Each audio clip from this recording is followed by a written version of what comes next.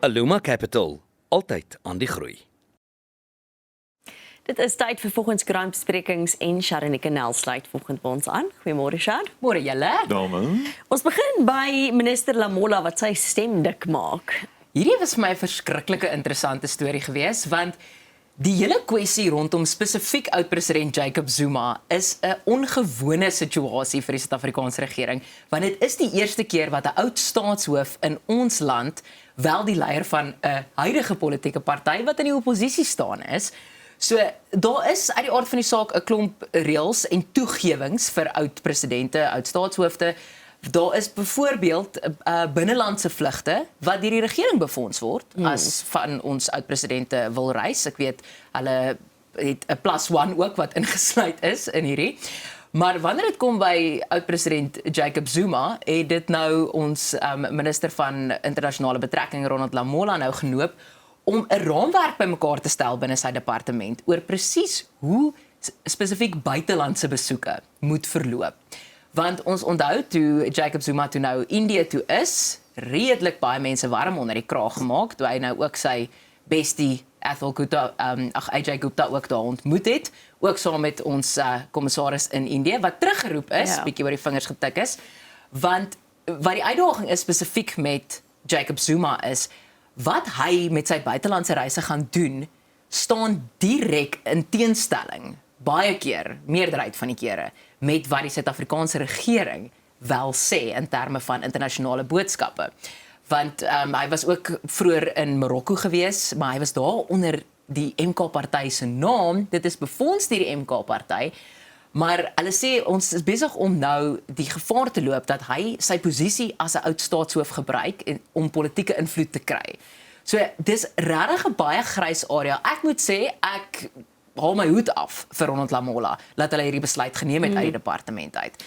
So want hulle sê nou om seker te maak dat dit wat as kom ons sê net maar beleid voorgehou word deur 'n oud staatshoof. Want tegnies gesproke, al is dit 'n privaat burger, gaan hulle hom onder dieselfde kam skeer as dat hy eintlik uit dieselfde mond uit as die regerende party moet praat. Hy is alles behalwe 'n privaat burger. Ja. Hy is 'n gewese president. En kyk, die president vir die president is al klaar daar. Ja. Jy het lewenslange reis en sekuriteitsvoordele as jy klaar is met jou presidentskap termyn. En nasionaal en internasionaal, en daar is reeds raamwerke vir beide van daai. Ja. So om nou te sê maar ons gaan Jacob Zuma se hersien, maak van hom 'n uitsondering op die reël wat al reeds op vorige presidente, nou praat ons terug al die pad van voor 94 af, van toepassing was. Daar het so 'n bietjie getweak daar, maar dieselfde ding het maar gebly. Ja. Net omdat hy nie doen wat jy nie van wat jy 'n grill in het nie. En ek verstaan presies, ons almal het geweet hy's daar op ons geld om vir hom geld te gaan haal. Ja. Ons almal vermoed dit. So ek verstaan wat meneer Lamola sê, maar dit is ook interessant om te sien wat die opskrif sê. Ons lees dit baie keer verkeerd. Daar staan proposes, Lamola proposes a review. Nou wonder ek, as die minister dan 'n voorstel maak, wie besluit dan? Of is hierdie net nog 'n ding om gou te sê, hoorie, die faksies in die ANC en die mense wat dink aan MK, ons oorweeg dit, ons gaan niks doen nie, maar so voor die verkiesingstydperk oorweeg ons dit. Dis vir my 'n ding. Ja, en dit is ook net vir my baie opvallend dat dit in dieselfde week gebeur as wat ons ook weet dat Jacob Zuma die finansies van die Umkhonto Sizwe party bietjie rondgeskuifel het na eie sak toe. So ek dink enige iets wat tans gebeur, en ons het al hieroor gepraat op die Geelbank, is dat hierdie tipe besluite in die aanloop tot 4 November is iets wat ons almal met knippies sout gaan vat. Ja, absoluut.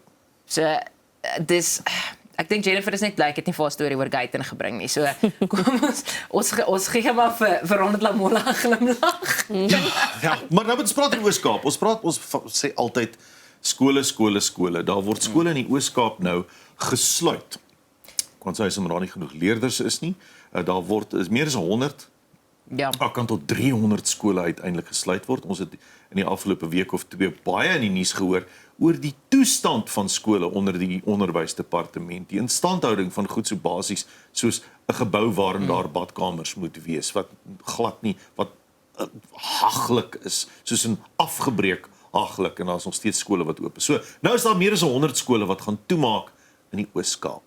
Hierdie is vir my eintlik 'n hartverskeurende storie, want ek dink mense moet ook net gaan dink aan die uitleg van hoe verskillende provinsies in Suid-Afrika lyk. So daar is omtrent op hierdie stadium so 5000 skole in die Oos-Kaap. En weer eens, as mens gaan kyk na Oos-Kaap, is Noord-Kaap dan nou spesifiek ook, die plekke is ook ver uit mekaar uit en dit is afgeleë gemeenskappe en dit is hoekom daar so baie skole is. En ek verstaan die idee dat hierdie skole gebou is om 'n diens aan die gemeenskap te lewer, want dit is op die einde van die dag wat 'n skool doen. Dit is 'n menseregg om opvoeding te kry. Maar wat nou gebeur is dat die Departement van Onderwys in die Oos-Kaap het gesê enige skool wat minder as 135 inskrywings het, loop dan nou 'n baie sterk gevaar om gesluit te word. Ek dink dit is omtrent 123 skole op hierdie stadium wat gaan gesluit word met dan die oog op, soos wat jy vroeër genoem het, Pierre, in die volgende paar jaar tot en met 300 skole. En die probleem hiermee is die gemeenskappe is besig om in opstand te kom hierteen. Want as jy gaan dink 'n skool met 135 inskrywings, wat sê dit vir jou? Jy kan onmiddellik die afleiding maak dat dit 'n kleiner gemeenskap is. Dikwels, nie altyd nie, ook miskien 'n armer gemeenskap. Nou verwag die departement, die aanhaling is dat praat met jou kinders om hulle na beter toegeruste skole toe te stuur. Hoe, meneer? Hoe? Maar dit is presies my uitdaging met hierdie storie, Pierre, want nou sit jy met 'n situasie waar jy sit jou kind in hierdie skool want dit is dalk naby aan jou huis. Nou Dis dalk 10 kilos weg, jou kind loop elke dag daai 10 kilos. Nou sit jy met 'n ekonomiese uitdaging. Ja, op papier maak dit sin. Kom ons stuur ons kinders na die skole toe met die beste hulpbronne. Maar vertel gou vir my, hoekom het ons skole wat nie hulpbronne het nie? Nou sit ons met 'n historiese infrastruktuurprobleem, presies wat jy ook nou genoem het. So dis 'n ongelooflike uitdaging, want daar was ook gevalle in die Oos-Kaap waar skole toegemaak is as gevolg van dieselfde beginsel, waar die gemeenskap net gesê het hulle weier. Hulle gaan nie hulle kinders na die ander skole toe stuur met die beter hulpbronne nie. So waar die olifante beklei nou word die gras gekreus. Die ouers weier. Daar is nie infrastruktuur nie, daar word nie skole beskikbaar gestel dan nie. En wat gebeur met ons kinders? Ja, dit sal my interessant wees om te hoor of hulle studie gedoen het om te kyk, jy weet die skole waar dit gesluit is, waar dit geleë is daar meer sentrale skool, dat ons dalk een van die hulpbronne, een van die mediese hulpbronne meer na die sentrale punt toe kan stuur. Het hulle gekyk na 'n vervoersisteem miskien vir die skole waar dit dan gesluit word om die kinders in die oggende op te laai en af te laai by die skool en in bussisteme. So en hulle praat nie van of 'n studie gedoen is daaroor nie. So dit sal vir my interessant wees om te sien, maar terselfdertyd praat hulle oor hulle wil 10,000 amper 10,000 nuwe onderwysers aanstel. Hoe werk dit? Ja, so jy sit met hierdie magdomskole wat nou gesluit word. Ons weet daar is 'n tekort aan onderwysers, veral in plattelandse gebiede.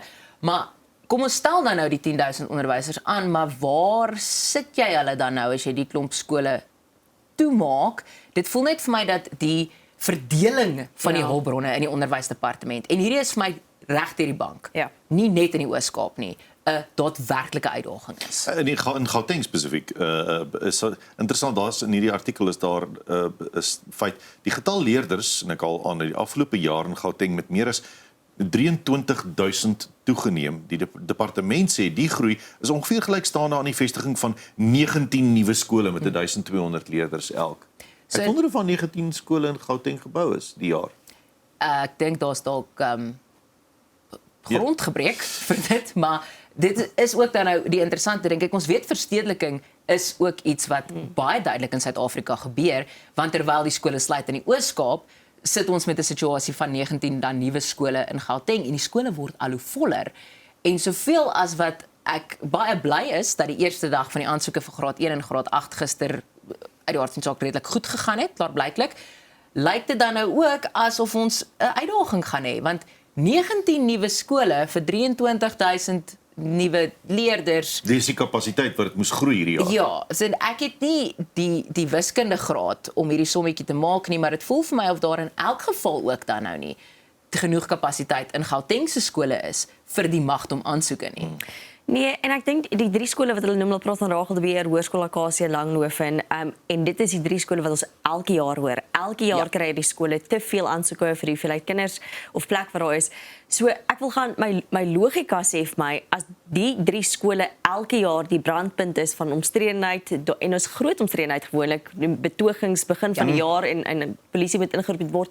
Sekerlik begin ons daar weer eens middelpunt waar se oorvloei. Okay, daar's daar's heeltemal te veel mense. Begin ons 'n skool daar te bou. Al begin ons met een skool, maar sekerlik, maar ek dink nie ons het al 'n ekstra gebou nie. Ek praat onder korreksie en die departement kan my laat weet.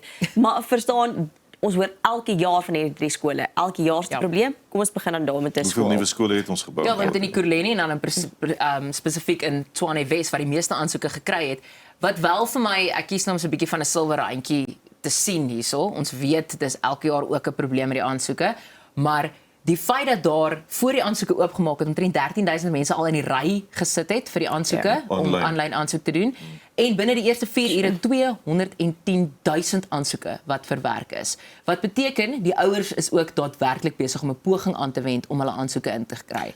Die Gautengse minister van onderwys, LR van onderwys sê dis 'n goeie teken hoe suksesvol die stelsel is. Ek sou eerder sê dis 'n goeie teken oor hoe paniekerig mense is om hulle kinders geplaas te kry so gou as moontlik by 'n skool. Want die stelsel kan dalk fantasties is. Dit gaan vir my oor wat die uiteinde van die stelsel is. Jy kan aansoek doen tot jy blou is in jou gesig. As jy nie op die einde van die dag 'n plasing kry in 'n skool wat vir jou kind 'n goeie toekoms gaan verseker nie, dan help jou fantastiese blink nuwe stelsel niks. Nou moet ons praat oor die blomme wat ons nie hierdie jaar gaan sien nie. Hier is my so hartseer. Ek persoonlik is nou nie iemand wat sal Clan Willem toe reis vir 'n blomskou nie, maar ek weet dit is 'n massiewe gebeurtenis in die gebied elke jaar en as gevolg van die weer wat dit te warm was hierdie jaar het die blomme 3 weke te vroeg geblom, wat beteken hulle moes toe nou die besluit maak om die jaarlikse Clan Willem blommeskou af te stel en wat wel hartseer is hier, tradisioneel is omtrent 75,000 mense wat elke jaar in die skou bywoon. Dis ek praat nou korrek sê 18 miljoen rand sê Netwerk24 ekonomiese inspuiting vir die gebied. Dis 'n baie groot verlies vir so 'n gemeenskap. Maar ek moet ook sê wat vir my so interessant is, Tanya Kutse, sy is die voorsitter van die Clan Willem Veldblomvereniging. Hulle reël die blommeskou. Baie interessante artikel oor presies hoe hulle maak met die blomme, die permitte wat hulle moet kry om dit te pluk, wat doen hulle met die sade om seker te maak dat hulle nog steeds kan letterlik terugploeg in die natuur. Dat volgende jaar weer blomme is. Dat volgende jaar weer blomme is. So dit is baie hartseer as jy dalk van plan was om die Clan Willem blommeskou by te woon. Byt maar net vas, kom ons hoop dat dit wel volgende jaar weer kan gebeur. En dan gou om af te sluit, ons tyd nie baie tyd nie. Praat bietjie oor die vuil was goed. Ek het regtig gedink na 2020 gaan ons nie meer stories kry oor mense wat vreemde goedjies in die agtergrond van hulle videovergaderings het nie. Maar komitee van die Dan Eden in Nieu-Seeland was sies tog shame. Ek kry nou sommer jammer as ek al gesiggie so kyk. Sy het 'n videovergadering bygewoon uit haar badkamer uit.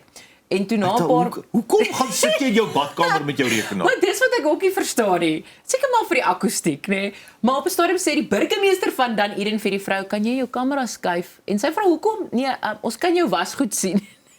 Nou skuif sy die kamera. Sy sê, "Kan julle my sien?" So dis nou half ongemaklik vir almal, maar op 'n stadium is daar toe ook 'n figuur wat daar aan die agterkant beweeg. En die mense in die kommentaar afdeling het alles gevra van hou sy iemand aan in haar badkamer, het haar man dalk gestort terwyl sy in haar vergadering is. En dit is so vreemd as jy die video gaan kyk van haar reaksie. Dis so of nonchalant. Soos Sy wat is die gee probleem? nie. Jy kan my sien, jy was goed sien, jy gat ons nou. Wat is die probleem dan nou? Maar ook in Dan Eden gaan dit lekker want 'n paar jaar terug was daar 'n persoon van dieselfde komitee wat net met 'n baadjie en sy onderbroek en sy kouse sy kantoor afgestof het. So daar's dalk 'n rede hoekom die kamera wyd is dat ons jou skoene kan sien, Peer, want ek het ook al gewonder baie keer as ek net jou die bokant van jou lyf kan sien. Wat gaan onderaan? Wat gaan onderaan? Shar, baie dankie vir die saamgesels vanoggend. Dankie julle. Dit is Sharnie Kanal, ons is nou weer terug. Aluma Capital, altyd aan die groei.